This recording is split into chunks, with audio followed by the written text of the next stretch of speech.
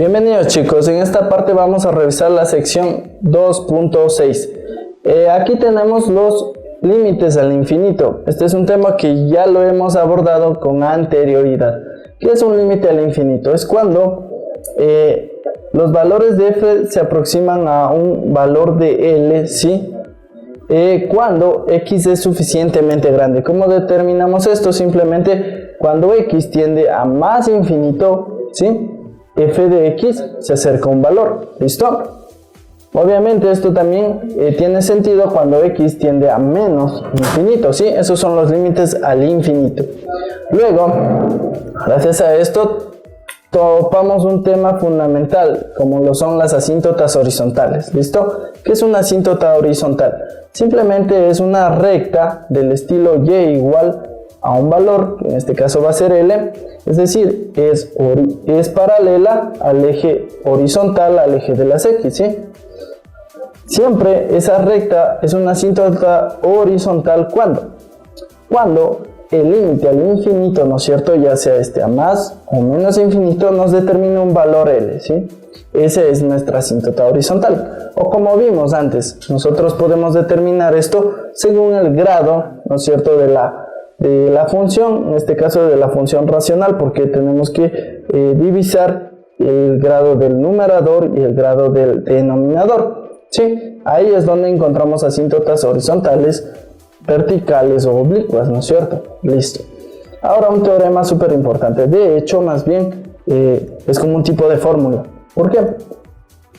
Porque siempre que nosotros tengamos lo siguiente, siempre que obtengamos la fracción 1 sobre x, ¿listo?, elevado a cualquier número, cualquier exponente, ¿verdad? Siempre que nosotros tengamos la fracción 1 sobre x, cuando x tiende a más infinito, eso siempre va a ser 0. Recuerden esto. Esto es como un tipo de fórmula. Esto se lo prueba, ¿no es cierto? Pero en general nosotros la vamos a utilizar como fórmula. ¿Listo? Siempre que el límite cuando x tiende a más infinito de 1 sobre x, ¿listo? Solo me basta tener 1 sobre x.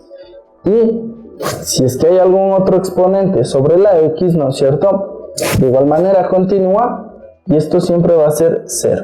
También puede darse cuando es menos infinito. Por ejemplo, esto de aquí. El límite cuando la exponencial e a la x, ¿no es cierto? Nosotros tenemos esto. Cuando x tiende a menos infinito, esta exponencial, ¿a qué se debe, no es cierto? Esto va a ser igual a 0. ¿Por qué? Si observamos la gráfica, ¿qué es lo que está pasando? Siempre que x va hacia menos infinito, ¿sí?, el valor de la función exponencial se pega más hacia 0. Eso es el límite, ¿verdad? Listo. Dicho esto, ahora ¿qué es lo que podemos hacer? Conjugar, ¿verdad?, los límites infinitos con los límites en el infinito. ¿Y cómo son estos? Son de este estilo: límites cuya tendencia van hacia más o menos infinito de una función y el límite de eso es más o menos infinito. ¿Listo? Recuerden que los límites infinitos en cambio nos proporcionan asíntotas de estilo vertical. ¿Listo? Ahora necesitamos nosotros definir esto rigurosamente. ¿Cómo se define un límite rigurosamente? Empecemos por esta parte. La definición formal de lo que es un límite, ¿no es cierto? El límite cuando x tiende a de una función es igual a un valor L, ¿no es cierto? Lo común. Esto en matemáticas se define de una manera estricta usando algo que conocemos como cuantificadores. Estos cuantificadores nos permiten hacer conexiones como un estilo de oraciones, ¿no es cierto?, para que esto tenga sentido. Entonces, ¿cómo se define prácticamente? El límite de f de x cuando x tiende a es L se define así: para todo, este que parece una A al revés, ¿no es cierto?, significa para todo valor, ¿no es cierto?, epsilon que sea mayor que 0, existe un valor delta mayor que 0. Para todo epsilon mayor que 0 existe un delta mayor a 0, tal que sí. ¿Qué es lo que va a pasar? El valor absoluto entre x y menos a, ¿por qué hago esto? X menos a. Porque cuando hago eso, estoy calculando ¿qué? Una distancia. Y obviamente tomo el valor absoluto porque las distancias no pueden ser negativas, ¿no es cierto? Si esa distancia entre x y a, ¿no es cierto?, es menor que el valor epsilon, entonces la función menos L, es decir, la otra distancia, pero en este caso una distancia de estilo vertical, ¿no es cierto?, va a ser menor que epsilon, ¿sí? Esa es la definición formal de un límite. ¿Listo? Y ahora, ¿cómo definimos, por ejemplo, cómo usamos esta definición formal si es que utilizamos límites infinitos o en el infinito, ¿no es cierto? Entonces, por ejemplo, el límite cuando x tiende a infinito, de f de x igual a un L, ¿no es cierto? ¿Cómo sería? Casi lo mismo. Para todo, ¿no es cierto?, elemento epsilon mayor que 0, debe existir algo siempre. Pues existe, en este caso he puesto un n mayor que 0, ¿no es cierto? Y tal que si x, ¿no es cierto? Porque aquí ya no puedo calcular una distancia, entonces como x tiende a ser infinito, muy grande, mayor que ese, ¿sí? Entonces la distancia entre f de x menos L, ¿no es cierto?, f de x menos L, su distancia, es menor que el valor epsilon que teníamos al principio, ¿sí? Es una notación muy formal. Y de igual manera, si están mezclados o conjugados, ¿cómo se define esto?